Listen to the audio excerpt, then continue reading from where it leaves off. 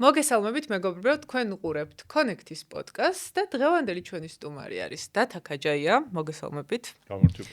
ბევრმა იცით, სავარაუდოდ საქართველოს ერთ-ერთი ყველაზე წარმატებული ავტომრბოლელი და დღევანდელ ვიდეოში დათა მოგვიყვება თავის ისტორიას და ასევე დაგისვამთ კითხვას, სადაც რომელზეც პასუხის შემთხვევაში თქვენ შესაძლებლობა გექნებათ, რომ მოიგოთ 50 ლიტრის საწვავი.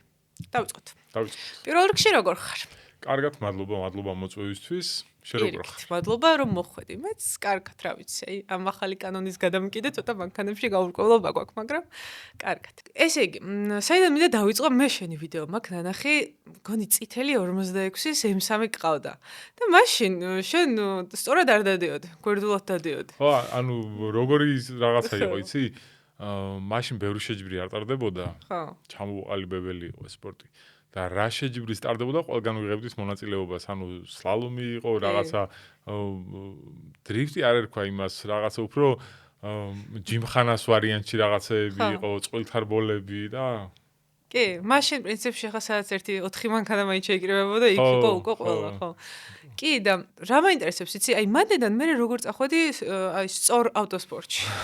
ხო, აი რანაირად მოხდა ეგრე, იმიტომ რომ ძირითადად შემთხვევაში დრიფტში წავიდნენ.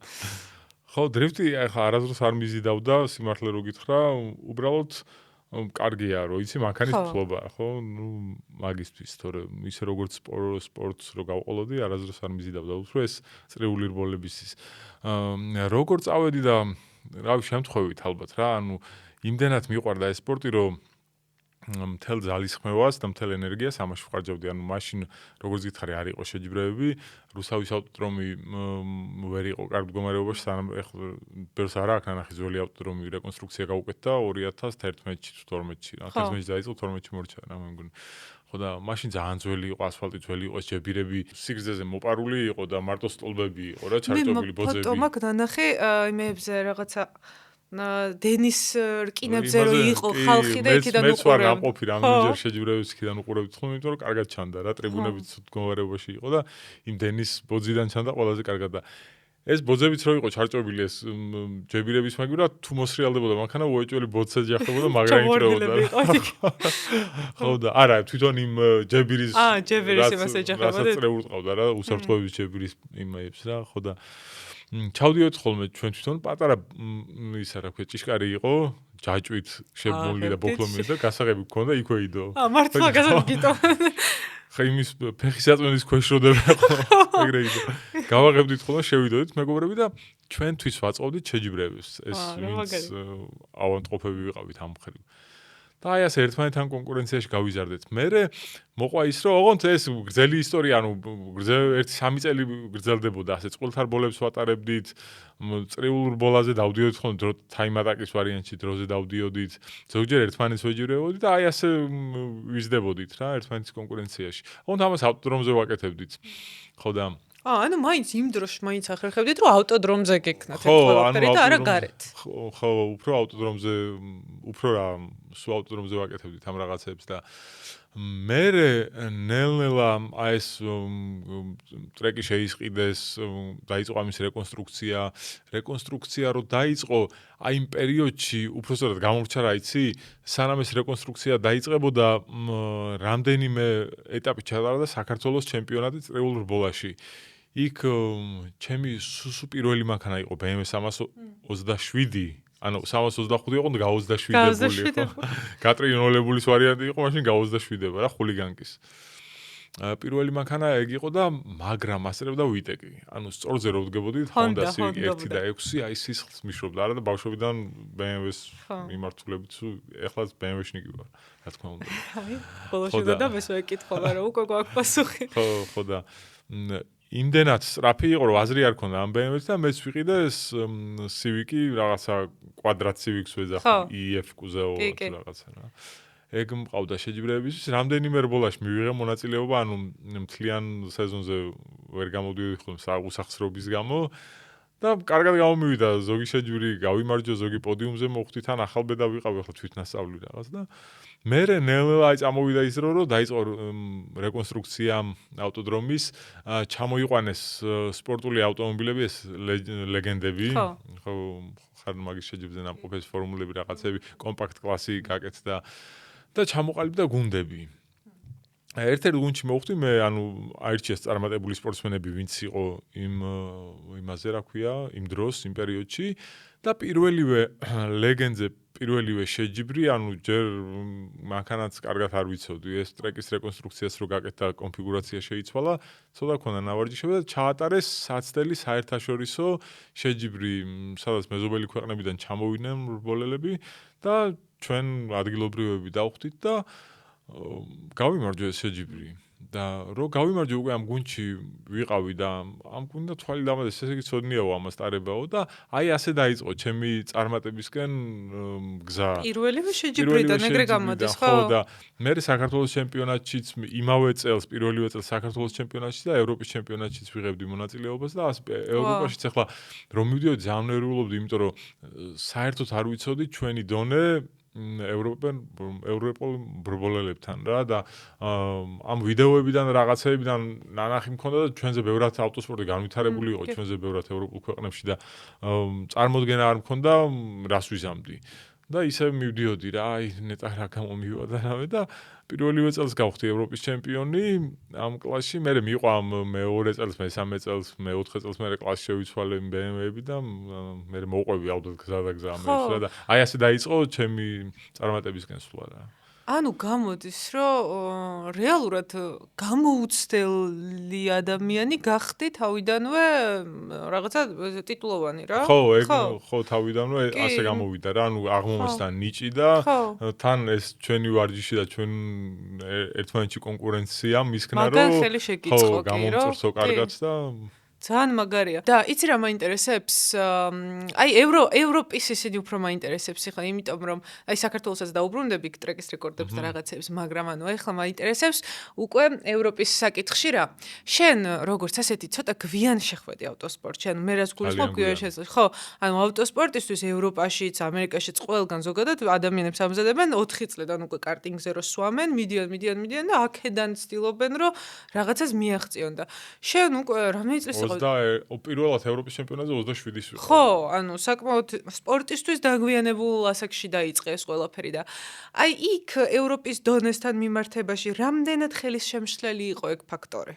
ხელის შემშლელი ასე ვთქვათ არ იყო უბრალოდ ბევრად გამოცდილი მრბოლელები ხვდებიან იქ იმიტომ რომ ბავშვობიდან გავლილი აქვს კარტინგის გზა ანუ ზუსტად იციან ეს პროფესიონალური მანერები რაც ავტოსპორტს სჭირდება და მე გზადაგზა ვსწავლობდი თან დავდიოდი თან ვსწავლობდი რა ალბათ უფრო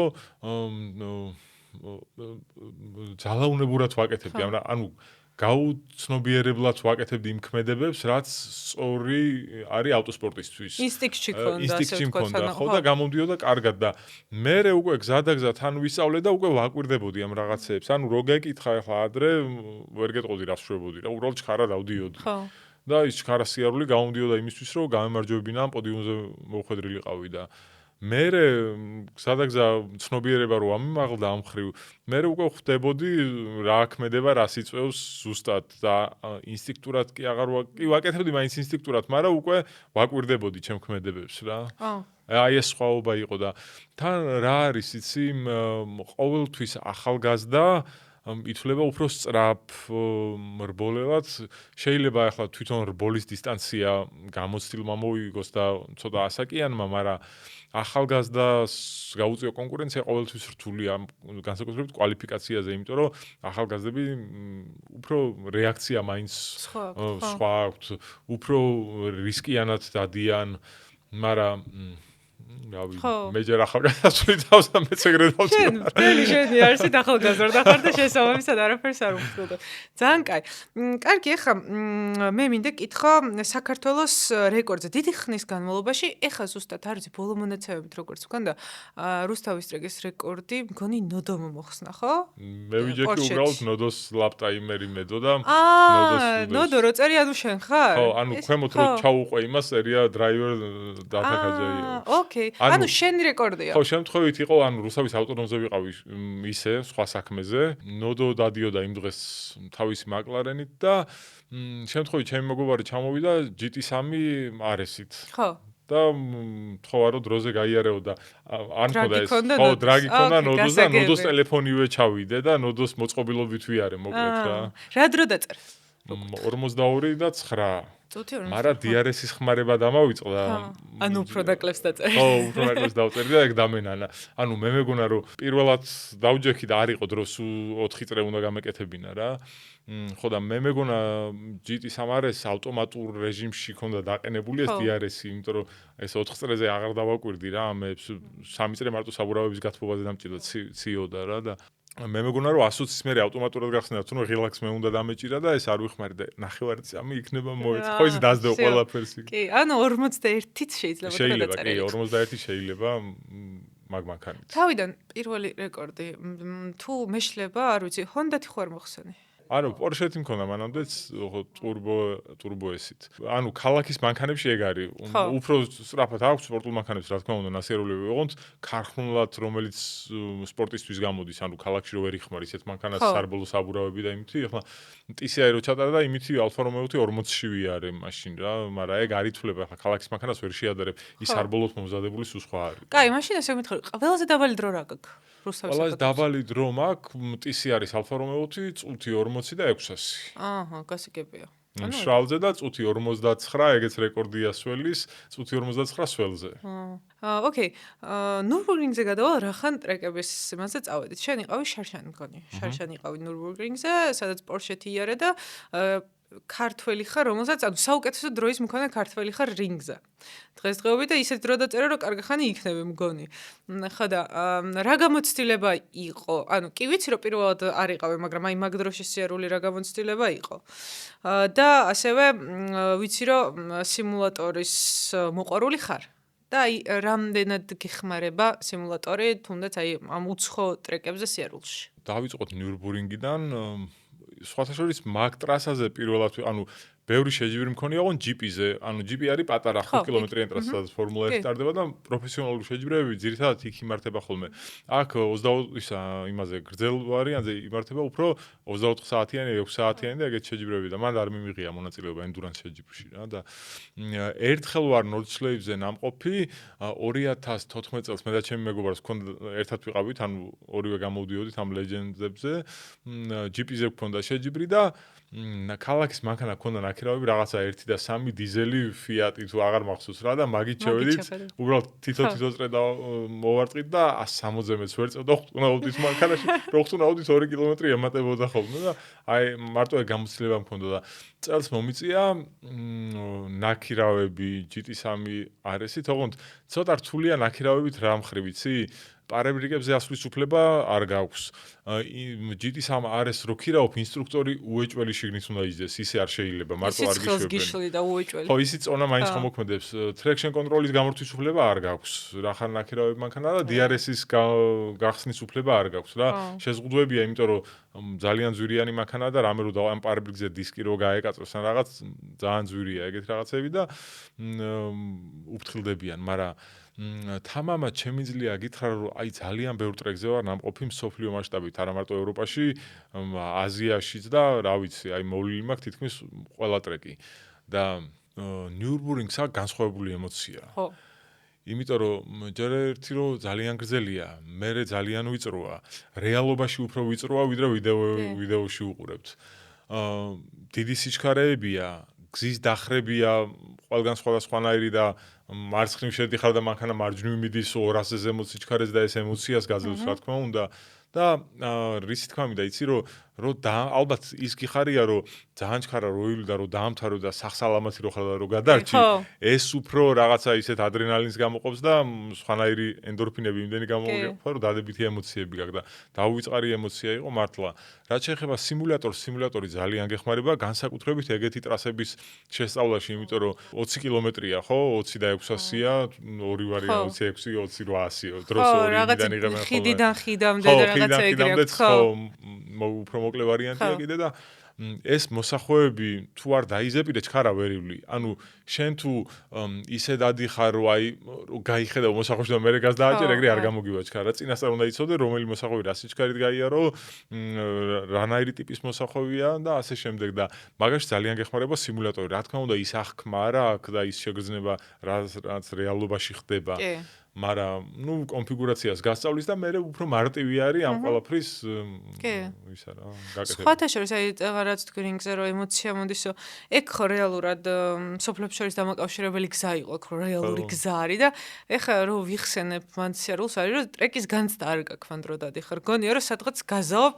ლამაზ გზაზე ხო მთებში და მაგიტო ძალიან მაგარი შეგრძნება, მაგარი გამოცდილება არის რა. ვინმე თუ არ ჩავიდა ადამიანი და იქ არ გამოსცა და ვერ ხვდება. აბა აი მაგას ვეუბნები ყოველს ჩემი აზრით, ვისაც საშუალება აქვს რომ იქ წავიდეს და ავტომოყვარულია თან აუცილებლად უნდა წავიდეს და გამოცადოს, არა აქვს მნიშვნელობა იქ ხო ყველას არ შეუძლია რაღაცა რეკორდულ დროში, უბრალოდ ემოცია უნდა, სიამოვნება უნდა მიიღოს და ის ემოცია უნდა ის მეორე ხარისხოვანია რა დროში ივლი და როგორი მას იზამრა, თუ სპორტსმენი არ ხარ ხო და განსაკუთრებით დროზე თუ არ გახარ.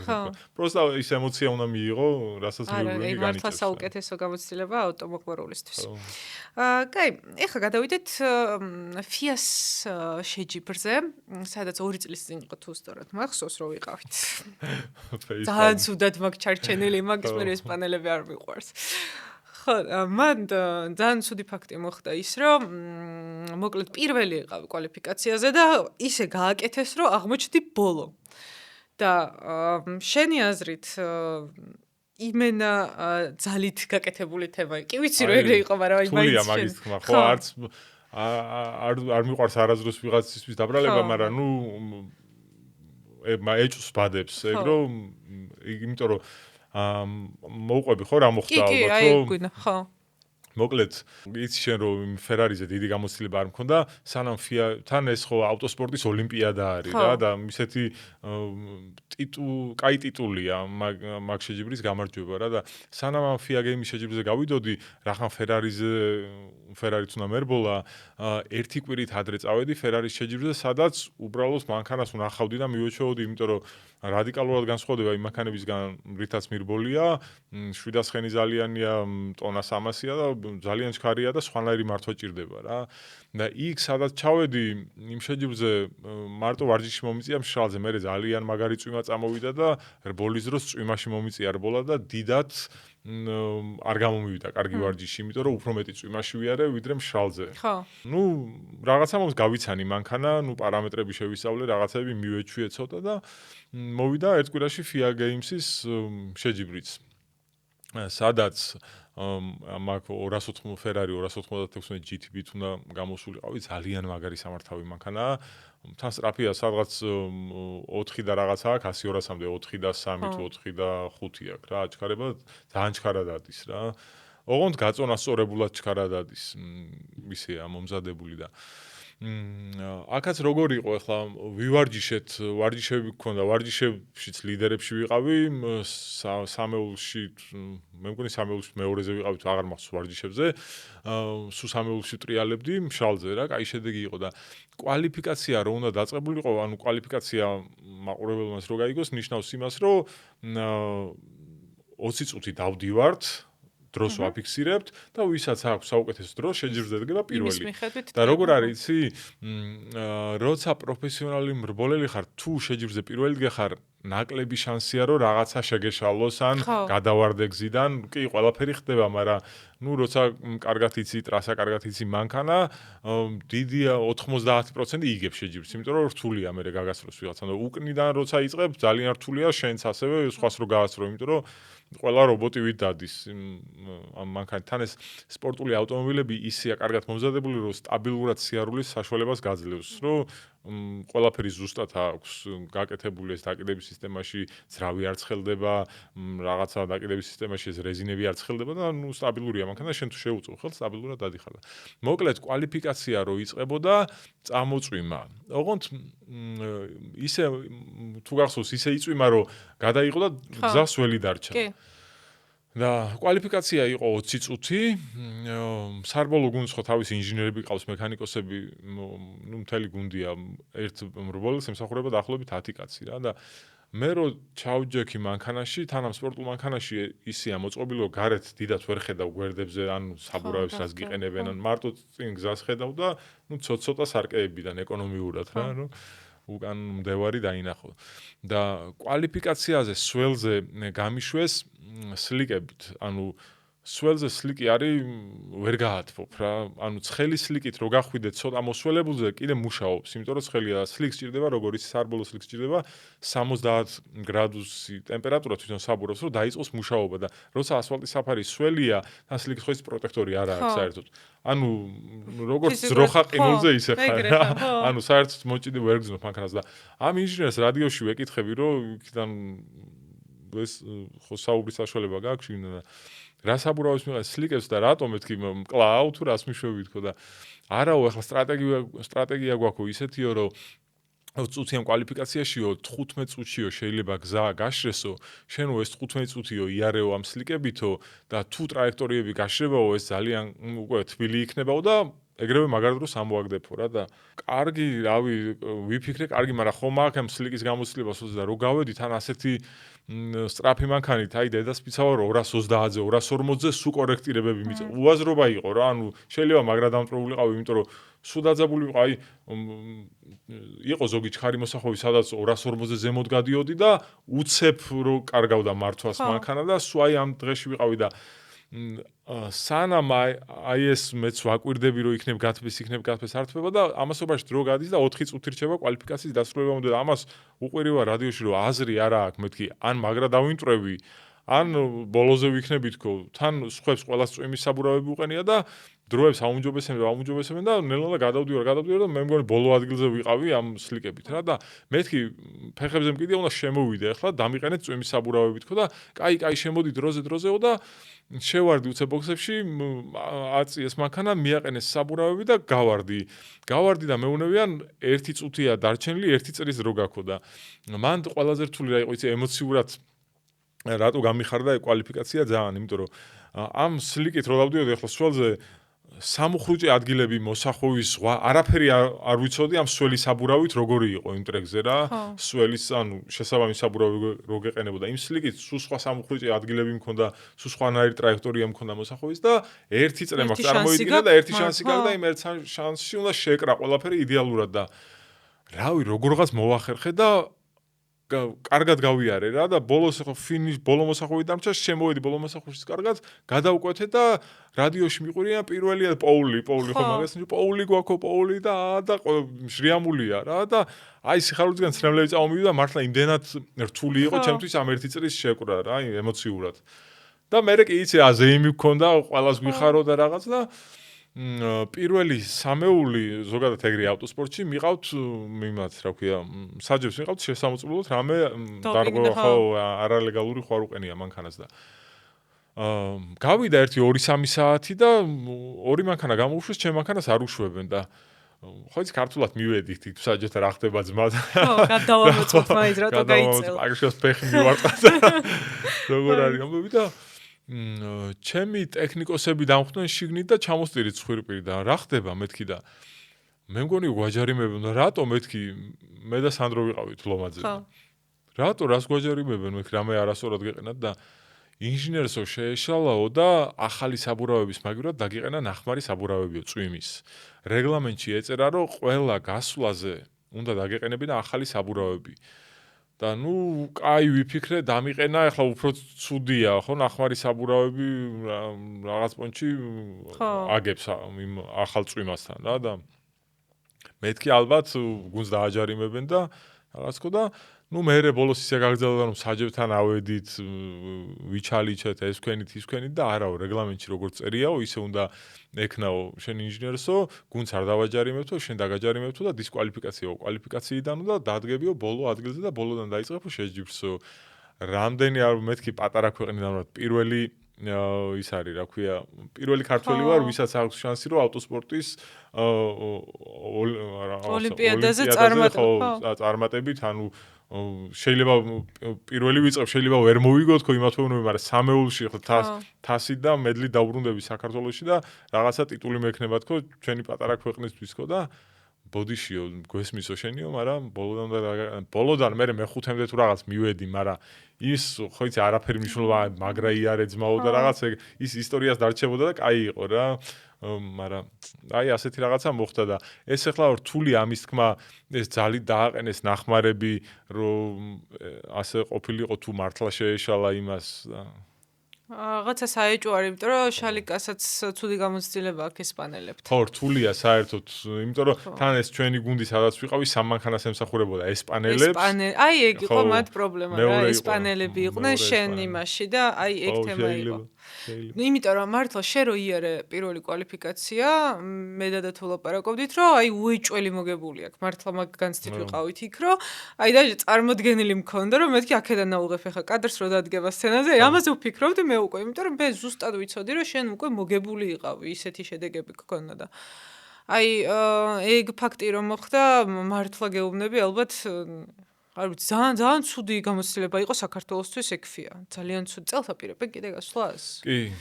ხო, აი ის ძალიან ცუდი იყო და შენ რას აპირებ მაგ იმაზე? გადიხარ ისევ თუ სავარაუდოდ ხო ჯერ რთულია თქმა, აი ფედერაცია როგორ გადაწყვეტს რა ვის რა კლასში გაგუშვებს და სავარაუდოდ ისევ ეგეთ კლასში მივიღო. სტრატეგია რო დავსახოთ. ხო, რაღაცა უნდა. აი, მოდი ცუდად იარე. ხო. თავიდან. რაღაცა უნდა ვქნათ. ხო, ანუ ცუდად იარე ვარჯიშებზე. მე იმაზე კვალიფიკაციას დადაპირებ და всё. და რა არის, იცი? რთულია რომ ეგრე იდეალურად ყველაფერი დაემთხვეს რა, რომ ეგრე პირველი ამოაგდო რა. შეიძლება ყოველთვის არ გაგიმარო ვერია რო ან რაღაცა. მაგრამ ყველაფერი შენკენ რო არის. ხო, აი ეგ კარგად იყო მაშინ და უბრალოდ ხო, არა უშავს. მაინც ყველაფერი წინ იქნება. ეხლა სამაგეროდ ევრონასკარზე მიდიხარ. ხო. ხო, აი გეგმავიწა შარშან იყავით ევრონასკარზე. ოღონდ შარშან ესე როგორც ასეთი ინდივიდუალურად იყავით, ხო, შენ და სანდრო და ხო როგორც გუნდი კოლხი. ხო, ეხლა ნახე როგორ არის, ეხლა სანდრო და ჩემი შვილი სანდრო წავლენ ფედერაციის ფედერაცია ქირაობს იქაურ გუნდს და გამოვლენ იქაური გუნდის მანქანით. ხო. მე და მარიამი ვიქნებით ქართულ გუნდში. კოლხი GRT ანუ Georgian Racing Team იქნება. ამას ეყოლება თავისი ნასკარის მანქანა, ტექნიკოსებიც, ქართველებიც იქნებიან და უცხოელებიც პირველ ეტაპზე. ერთი მანქანა ჩამოვიდა და აქ საქართველოში არის ნასკარის. ეხლა მზადების პროცესია რომ მეც გავივარჯიშე და მარიამსაც შეუწყოთ ხელი რომ მოვიდეს ფორმაში ვარჯიშოთ. რა თქმა უნდა, ქართულ გუნდს თავიდან გაუჭირდება, იმიტომ რომ რთულია ტექნიკური მომზადება, ხო, სპორტული მანქანის რთულია, მაგრამ ჩემი მიზანიც ის არის, რომ მეც ჩემი გამოცდილება გაუზიარო და ერთად ეს წელი გამოვიყენოთ იმისთვის, რომ დავხვეწოთ ეს მანქანა ისე კარგად, რა თქმა უნდა, შედეგიც თუ მოყვება, ბენეფიტი იქნება გუნდისთვის ძალიან კარგი, მაგრამ მომავლისთვისაც ერთკველი შაყრა ეხა. უფრო მაგ იმით გზით მივდივართ, რომ მაქსიმალურად დავხვეწოთ, კონკურენტუნარიანი გავხადოთ ეს ქართული გუნდი, იმიტომ რომ არარეალურია პირველ წელსვე შეჯიბრში ახალი გუნდი მივიდეს, ახალი ტექნიკოსებით, ახალი მანქანით და იქ ეგრევე შედეგი დადოს, იმიტომ რომ ყველა ნიუანს ძალიან დიდი მნიშვნელობა აქვს, რას როგორ გააკეთებ ამ ტექნიკური პარამეტრების მხრივ და ძალიან ბევრი ნიუანსი აქვს სპორტულ ავტომობილს და პირველ წელს უფრო ამისთვის გამოვიყენებთ. ოკეი, შვენიერი წარმატებები. მე დარწმუნებული ვარ, რომ წელსაც იქნება პატარ-პატარა გამარჯვებები რა და კაია ეგ. შენ ახსენ შენი შვილი და აი აქ უნდა მივსულიყავი ზუსტად.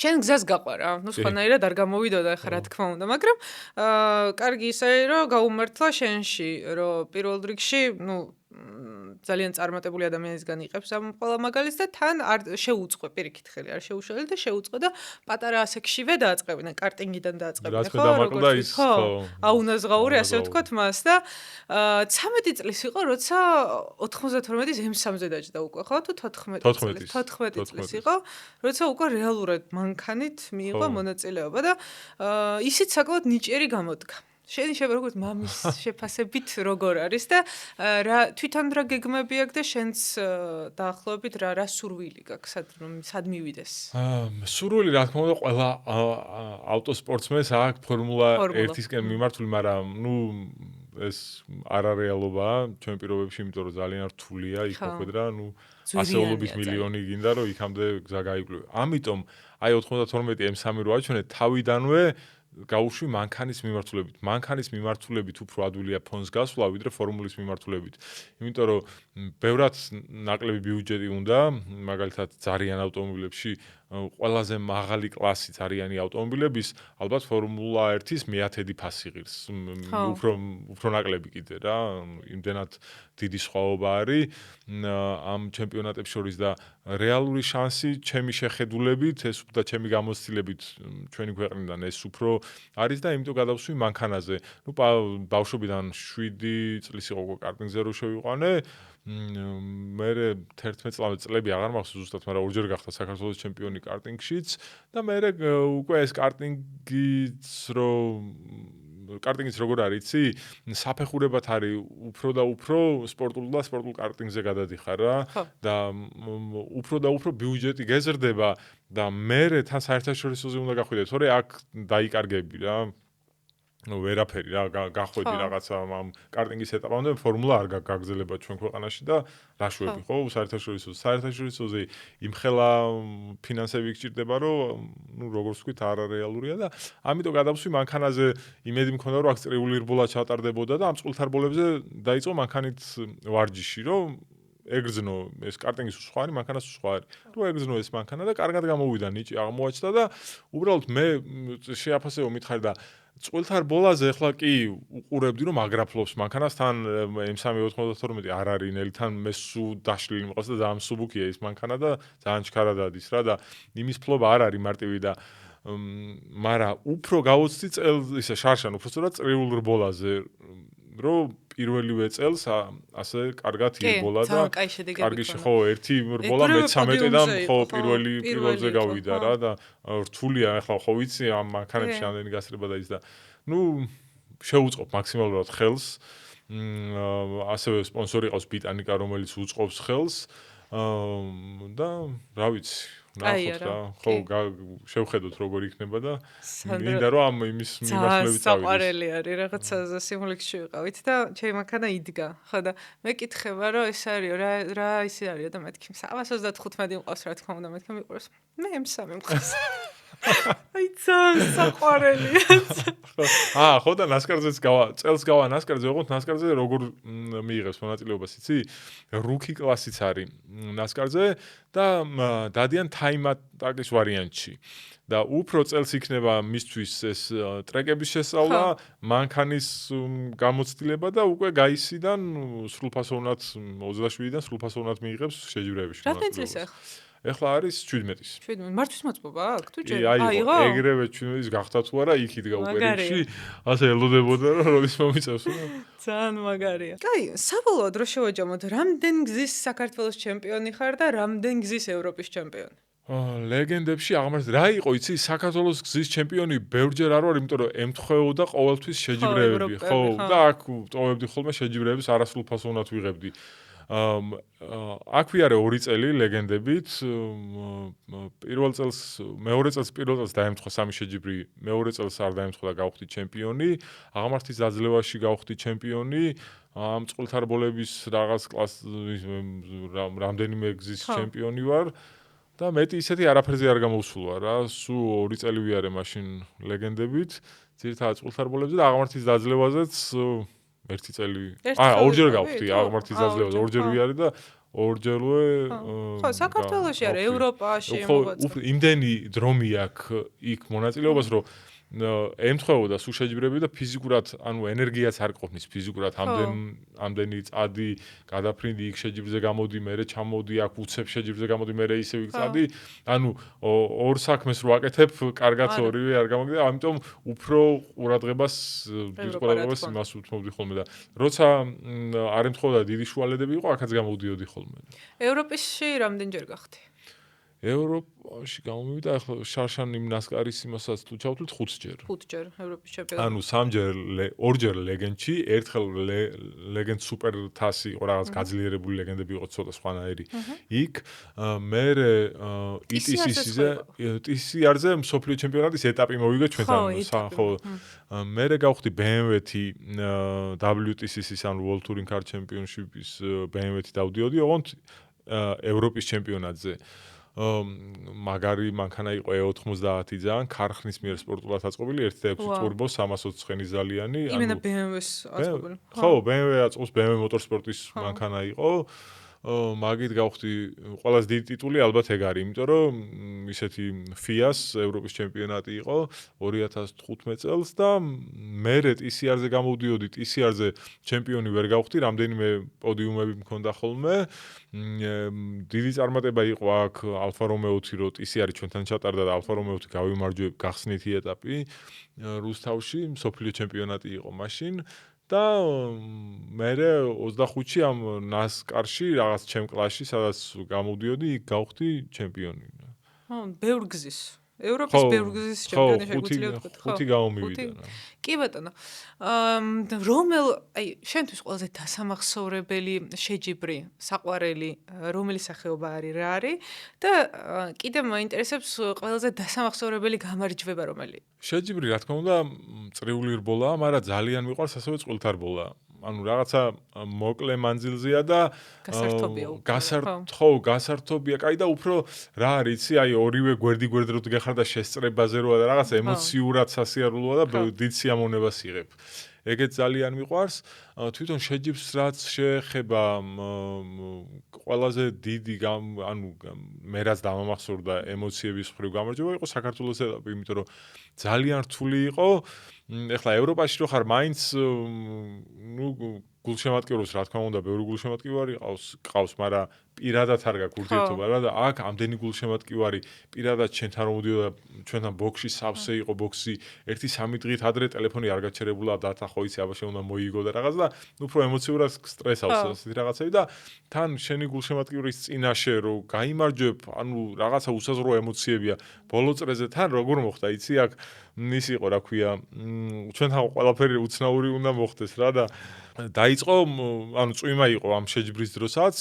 დათა წვიმაში მაგრადად ის რამე და არ პირველად მიწევდა მაშინ მაგ Alfa Romeo-ს ხო წვიმაში მაშინაც პირველად მიწევდა მაგ Alfa Romeo-ი რა და თან ეგეც ხო ვიგრუზები რომ წვიმაში როგორ გამომივა რაღაც და კვალიფიკაცია მშალზე მაქვს უკვე ნასეროლები და პირველი ადგილი მაქვს რა, პირველი უნდა დავდგე.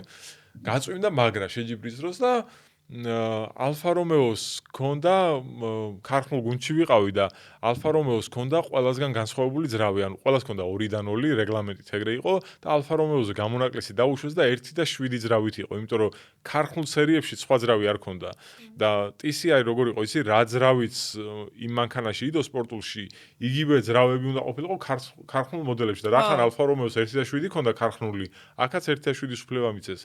ამის გამო რომ გათანაბრებული ცხენიზალა ქონოდა სხვა მანქანებთან, ეყენა დიდი ტურბინა. დიდი ტურბინა მოგეხსენება დიდი ლაგია უფრო და უცებ მოსული სიმძლავრე. და ნახე, წვიმაში რომ დაიწყო შეჯიბრი, ძალიან კომფორტული იმის დისტანციით წავედი მეორე ადგილთან რა, თავისუფლად ვიგებდი, მაგრამ ამ მანქანას ამ დიდი ტურბინის გამო დაიწყო პრობლემები რა იცი? ეს საბურავები უკვე ზედმეტად ბუქსაობდა, ეს წვიმის საბურავი და დაიწყო გადაცხელება. გადაცხელება რომ დაიწყო ბოლო წრეებზე უკვე ჩემ თავთან 2 წამს ვაგებდი წრეზე და ეს მეორე ადგილი მეწეოდა და უკვე ბოლო რამდენიმე წრე ისე იყო რომ შეტევის მანძილზე იყო და თავს ვიცავდი რა, თან ვაგრილებდი ამ საბურავებს, თან ამისგან თავს ვიცავდი და ყურში გეუნებია რამდენი წრე დაგრჩა ეს ინჟინერი გელაპარაკება, თან ტრეკზეც გაჩვენებენ რა და უცებ ბოლო წრეები რო იყო წასულა დენი ამ რუსთავის ავტოდრომზე და ეს ყველაფერი ელექტროტექნიკა გაითიშა. და წრეების რაოდენობა აერიათ და ეს რომ მაგრამ იტევს უკვე რა და მეუნება ეს Alfa Romeo-ს ინჟინერი რომ 3 წრეც უნდა გაუძლოთ საბურავების ტემპერატურა რაღაცნაირად გააგრილე, მიდი 3 წრეც გაუძლე, თუმცა ბოლო წრე ყოფილა. პროსტა იქ აერია და ბოლო მოსახვეში რომ შემოვედი ფინიშის დროშას ხედავ და როგორ გამეხარდა იცი ამოისუნთქე, იმიტომ რომ შეუძლებელი იყო, აღარ მემორჩილებოდა უკვე მანქანა და ძალიან რთული იყო იმ მანქანის სწორად დაჭერა გზაზე რა, დაიგლიჯა წინა საბურავები. და სიურპრიზი იყო რა. მაგარია. ძალიან მაგარია. მე ხომ მინდა რომ ყოველდღიურ იმებზე გადავიდეთ, ცოტა ეგეთ კითხვას დაგისვა. ყოველდღიურად შენ მოძრაობ სუპრათი. ეხლა ხო? კი. როგორ მოგწონს ეგ მანქანა? მე ცოტა ისეთი შეხედულება მაქვს და მაინტერესებს გამოცდილი ადამიანის აზრი, როგორ მოგწონს? რა მხრივ გააჩნია? ვერ დავუმოყავ, არ ვიცი. ნახე, BMW-ზე უფრო სპორტული BMW-ია. ერთი დრიფტის მხრივ არ არის ისეთი როგორც BMW, ისეთი გასართობი არ არის როგორც BMW. უფრო რა არის, იცი, ეს მოკლე ბაზა აქვს, უფრო სპორტული კონფიგურაციის მანქანაა და ორიენტირებულია უფრო რომ მოსახვევში რაღაცა ეს ზღვარი, მოცურების ზღვარი უფრო მაღალი ქონდეს ვიდრე BMW-ს. ნახე რა სხვაობა, აი მაგალითად ტრეკზე ჩემი გამოცდილებიდან რაშიც ვხარო ხოლმე, ხო ტრეკზე ჩავდივარ, იქაც დავდივარ ხოლმე რა ეს ხისტი ამორტიზატორები და დაკიდების სისტემაში ეს რეზინები შესული მაქვს. ხო, აი მაგასო ქარხნული რეალურად ხო შეცვალე. ქარხნული რბილია, ხო, ქარხნული რბილი არ არის ისეთი, ქარხნული ქანაობს და ყველაფერი შევცვალე რა, ეს რეზინები, ამორტიზატორები დისკები სხვა მიყენია, ну, რა თქმა უნდა, კერამიკული სამუხრუჭე ხუნდები, რომ ტრეკს გაუძლოს. ნახე რა აქ, იცი, მოსახვევში რომ შედიხარ, სუპრამ თუ მართვა დაკარგა, ანუ ზანუში თუ წავიდა, ძალიან ბევრ დროს გაკარგინებს, იმიტომ რომ ნახე, ემი რო ცურდება, აი მოსახვევიდან რო გამოდიხარ, გაზით რო გამოდიხარ, ნელ-ნელა თანმიმდევრულად რო უხსნი გაზ და თან ჩქარდები, რომ მოცურდება, მოცურებულივე ააჩქარებ, მანქანას და არ გაკარგინებს დროს. აი სუპრა ბანზად წყდება რა. ეს ჩერდება და უნდა გასწორდეს რა აჩქარდეს. ხო, აი ეგრე ვერ აგრძელებს, ეგრე საკაიფოთ როგორც ემი და ეგ მინუსი აქვს, მაგრამ ემი დაახლოებით 5-6 კილომეტრით უფრო ადრე წყდება. ეს უფრო გვიან, იმიტომ რომ ხო, უკანზე ხარ წონის ბალანსი რაღაც ისი აქვს, რომ უფრო კარგად უჭირავს თავი მოსახვევში. უბრალოდ აი განსხვავებული წარების სტილი აქვს, ეს არ უნდა მოწყვიტო. მოწყვეტის ზღვარზე უნდა ატარო და მაშინ დეს კარგ დროს. არის ტრეკის მანქანა და ისე ხლა აი ზანოში რაღაცა ეგრე რომ ფან არ არის რა, როგორც ისა რა ქვია, ემი. ანუ მიატას ხასიათში გადის? ხო, უფრო ცოტა ხო ძიმე მიატა რა, ხო, მიატა ახლა ბევრად მოქნილია და ჩუსტივით ხმარობდა. ეს პლას მძლავრი მიატა გამოდის, ესე იგი რა, მძლავრი ძალით მიატა გამოგდის, რომელიც უფრო ძიმეს ამართავია. ხო. და ერთი ზოგადად B58 ძრავი ხო აქვს უბრალოდ და B58 ძრავში არ მომწონს მე რა, ნახე დრაგისთვის და დრიფტისთვის კაია, მაგრამ ტრეკზე შუა დიაპაზონში გაძლევს დიდ სიმძლავრეს. რაც ტრეკისთვის არ არის კარგი. ტრეკის მანქანებს უნდა კონდეს რაც უფრო მაღლა ადის ბრუნები თანმიმდევრულად უნდა მიყვებოდეს სიმძლავრე, რომ მოსახვევიდან რომ გამოდიხარ, თანმიმდევრულად ჩქარდებოდეს და მანქანას მოჭიდების პრობლემა არ კონდეს.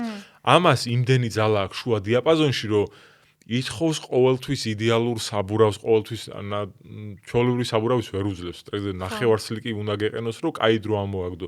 იმიტომ რომ შუა დიაპაზონში იმხელა ძალას გაძლევს, თან აუ ძალიან ბევრი პროგრამა მიწერია 1000-ნაირი სპირტი, რაღაცა 50%, 30%, 20%. სუპერი პრემიუმი სტოკი და აი რა ვიცი, ისა დენდივით, მაგრამ საჭიდან და იმასიო გადართავ, გადმორთავ. და თან ამ გაძლიერებულზე, ну, ის უნდა რა. ერთი ეგ სხვაობა აქვს და ემის, აი სუპრაში რო ყოფილიყო S58 ძრავი ემის იქნებოდა, აი ძალიან მაგარი მანქანა. აუ, მოიცარა. ძალიან მე უნდა და 2 წელი ფეხით უნდა ვიარო და მაგრამ სამაგეროდ კარგი მანქანა გამოგივიდა და ისე რატო ემს არ იყიდულობ? ვიყიდი როდის. ანუ ხო, უბრალოდ შეკრჩა ეს მანქანა. ხო, ну, ეხლა თან მაგისთვის რეალურად. ხო, რეალურად ვერ იმას ვქენი, მაგისთვის ვერ მოვაბითავი. თან სანდროც ეხლა უკვე იმას მეწყურადღებას ვაქცევ ბავშვს რაღაცა რბოლები ისა და ჩემი თავისთვის ვეღარ მოვიცალე და. კაი, Honda-ზეც კითხო, იმიტომ მე ხო იცი Honda როგორ მეყურს. შენ მანამდე ყავდა ტაიპერი 2019 წლიანი სივიკი, ხო? თუ სწორად მახსოვს. 21-იანი, ხო, რესტი იყო, ანუ. ხო. და ძალიან მაგარი მანქანა იყო. მე ძალიან მომწონდა. არა, მართლა მაგარი მანქანა იყო.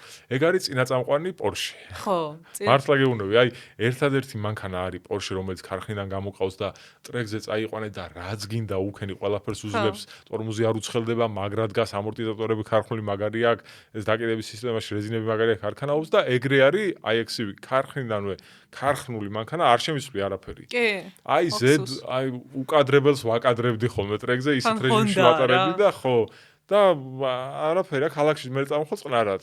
არაფერი არ ჭრაჭუნობს, არაფერი არ ინგრევა, არაფერს არ ანთებს, ანუ ის არის რა. მაგარი მანქანა იყო, მაგრამ ხო არის ეს წინავიდუში მომბეზრებად. რა არის იცი წინავიდუში ჯერ ერთი ისეთი ემოციური არ არის რა თქმა უნდა, როგორც თან ბავშვობიდან უკანა წამყვანის ტიპი ვარ რა ეს მაგრამ მე პროფესიული სპორტიდან მომიწია ამ წინაწამყვანებთანაც შეხება და მაქედან იმას ვქენი რა ვისწავლე კარგად შევისწავლე უფრო თან უკანა წამყვანი უფრო ძნელი სატარებელია ზღვარზე ვიდრე წინაწამყვანი რა მაგრამ ხო და ემოცია ისეთი არ აქვს, მაგრამ რა თქმა უნდა თავისებურია. შედეგს მაგარს, ამინდის მივაწვიმა არის თუ შალი არის, ხო, არ აინტერესებს, მაგრა დადის, იმიტომ რომ წინა და უფრო მოჭიდება მეტი აქვს. მაგრამ წინა წამყვანს რა მინუსი აქვს, იცი? ცხენის ძალას ბევრს ვერ იტანს. ეს Honda-ც ახლა კი მაგარი იყო, მაგრამ სწრაფი არ იყო საერთოდ რა. სწორზე რავი, აი ახლა F80 M3 რო აიღო, ერთი 6-7 კუზაოს ასწრებდა რა, იმ ხელასწაობაა და ნელია და წინა წამყვანს რო აძლიერებ, მე სუბუქსაობს და რაღაცა ხო იცი რო აბუქსაო და ფარები და ის რო ზამთარებს. აი სამაგერად სიმულატორზე სივიკით დავდივარ ხოლმე რინგზე და მოსახვეში გადიხარ გაზგატილი პირდაპირ. ეგ მაგარი ემოციაა. ხო, მაგარი ემოციაა, რა თქმა უნდა და აი ამ მოსახვევის გადატვირთვებისგან სხვა ემოციას იღებ, რაც ახლა თუნდაც ონბორდი რო გიდეს ვერავინ ვერ არის, მაგას შენ თუ არ შეიგრძენი ეგეთი რაღაცები. კაი, მაშინ ესე დაგისვა ბოლო კითხვას, იმიტომ რომ იმ კითხვას აღარ გისვა BMW თუ Mercedes, იმიტომ რომ ვიცი BMW ხარ. კი, და ერთ კითხვას დაგისვა კიდე. ბენზინი, დიზელი თუ დენი? აი ამ მანქანა. ბენზინი რა თქმა უნდა. ბენზინი რა თქმა უნდა, ხო.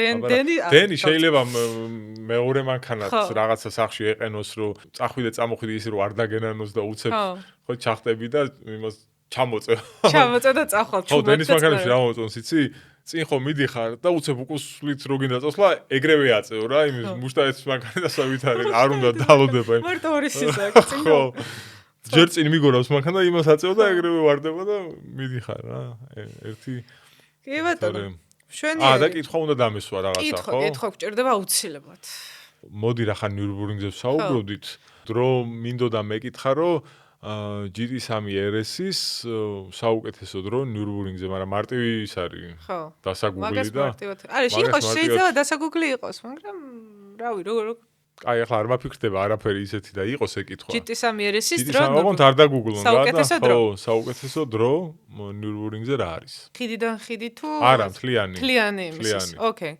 კარგი, მეგობრებო, ძალიან საინტერესო კითხვა, სხვა შორის ესე თუ ვინმე კონკრეტულად ნიურბურინგის სპეციფიკა არის, შეიძლება ეს დეტალები დაგუგლისაც გამორჩეს, ანუ ხიდიდან ხიდი მთლიანი GP ტრასით და ასე შემდეგ. სხვა კატეგორია და მარტივად შეიძლება ვერ გასცემ პასუხი, ამიტომ ძალიან საინტერესო კითხვა. აუცილებლად დაწერით კომენტარებში პასუხები, რენდომად წერით, აგარჩევთ და 50 ლიტր საწვავს გადმოგცემთ საჩუქრად. შენ ძალიან დიდი მადლობა. მართლა ძალიან სასიამოვნო იყო და საინტერესო იყო, ასე ვთქვა და მუდმივად საინტერესო იქნება შენი ისტორიები და წარმატებებს გისურვებთ შენ, სანდროსაც და ბევრი ტიტული მოგეტანოთ ისევ ჩვენთვის. ძალიან დიდი მადლობა ასევე შენ წარმატებები და რა ვიცი, იმედია ნიურბურინგზე შევხვდებით. ნიურბურინგზე აუცილებლად შევხვდებით, კაცო, წელს შევხვდებით, სადმე გადავიკვეთებით. მადლობა დიდი. დროებით.